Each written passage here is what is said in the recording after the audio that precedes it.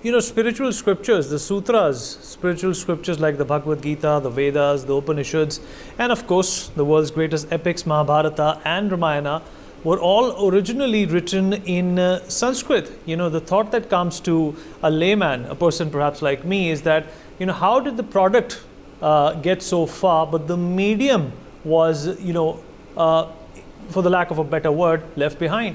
So if anything has to be propagated, since this particular meeting is about globalization of Sanskrit language, if anything has to be propagated in the world or in a country, it has to start from early ages.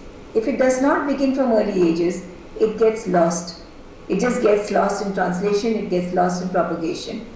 And if Sanskrit has to be propagated in the world, then what has to be done is that we have to find the right curriculum, the right pedagogy of teaching Sanskrit. And in India, unfortunately, this has been it has begun in the wrong manner when we got independence. The Britishers took away our Sanskrit education for centuries. When we got it back, we introduced it as not such an important subject in grade 5 or 6 to be taken away in grade 8. And so Sanskrit lost its real beauty. We created a curriculum, we call it Deva Bhasha, and it begins from playgroup and is taught till grade 8 in our schools, in all 32 of our schools. And this curriculum has been designed by Dr. Sampadhanand Mishra, and it is called Conversational Sanskrit, because we do not want to create scholars. In school, what you need to do is to make the children fall in love with the language. Why should they fall in love with the language? You see, there is a center of gravity, which every human being in the world has that center of gravity. Intrinsically, it is the soul. It is the luminosity within you. You can call it the soul. In Islam, you can call it Ruh. In Christianity, you can call it soul. In Hinduism or in Sanskrit, you can call it Atma. But that is our intrinsic center of gravity. Because we have lost our value system, because we have lost our Sanskriti, which comes from Sanskrit and maybe some other cultures, because we have lost that center of gravity has shifted to a grabbing of power and grabbing of pleasure. Now, to bring that center of gravity back to where it ought to be, you need to instill it in children world over, from in their school at very early ages. And for that you need a pedagogy. See, the whole world, I have met educationists in Finland, I have met educationists all over. Everybody is grappling to find an educational system which is value oriented, so that values are spontaneously imbibed by students. But nobody is looking at a work that has already been done. Why reinvent the wheel? Our Vedas, our Upanishads, our Bhagavad Gita abide with mantras, with shlokas, with verses, which have nothing to do with religion. They are universal values. And those have been incorporated in our curriculum Deva Bhasha. If you would give us some time, we would love to introduce you to the products of our school.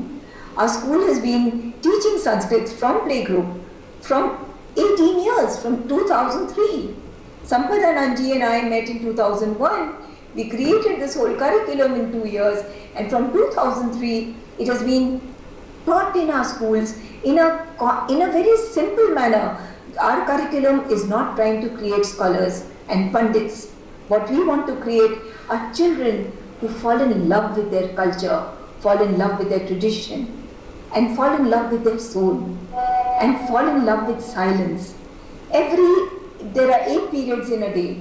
Every period in our school begins with 2 minutes of silence, where slowly and steadily they learn how to make their physical silent. Slowly and steadily they go to the vital being, how to silence the vital being. Then the mental being gets silent, and then they are able to see the luminosity that is within them. And all this is from the Vedas, the Upanishads, the Bhagavad Gita. All this is part of our curriculum. There are stories of great people, but it has to be done at very early ages. The only way to propagate Sanskrit is to introduce it in schools at early ages, playgroup, 2.5-year-olds, till grade 8.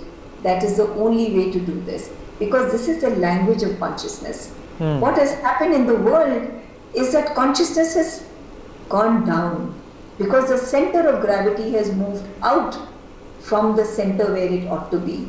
And you can see what is happening. We don't need to talk about the global terrorism, etc., that's happening. It's happening because the center is shifted.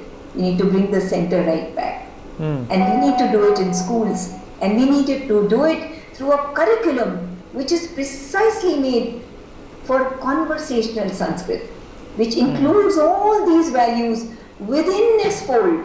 Values which tell you about universal love, which tell you about environment. It was all through our Yajurveda is all about how to love your environment. It's all lost. We have lost it because we've lost the grounding. Because earlier in 1947, when the education system was redesigned, we were still trying to follow the Britishers. And we didn't really get grounded back into our culture. So we need that curriculum, and we already have that curriculum. So if you would like, we would love to share that curriculum so that the world raises its consciousness, and that can only be done when it's done at an early age, begins at an early age, and it's done in great numbers in schools. Absolutely. The elevation has to start from the ground level.